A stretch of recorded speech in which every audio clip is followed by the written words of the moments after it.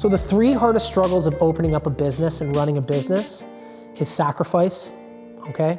That's a huge one. You're gonna sacrifice your friends, you're gonna sacrifice holidays, you're gonna sacrifice birthdays. You know, I went through an entire period there where my friends were upset with me that I didn't wanna come and do anything, to the point where people just stopped calling me.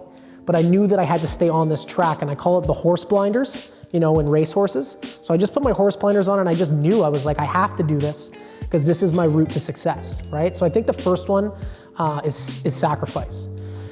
2 is the discipline that you need, right? And that's the discipline, again, to realize that, you know, and it's the old word FOMO, you know, the fear of missing out. I've missed out on tons of stuff.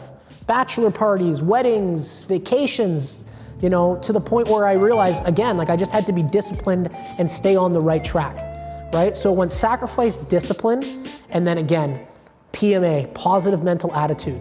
I was always positive, even when we were at the lowest. Even when things didn't seem to be going right, you have to stay positive, because at the end of the day, if you're going into something pessimistic, it's gonna turn out pessimistic. You have to have optimism even in the worst times, and I think that was really important for me.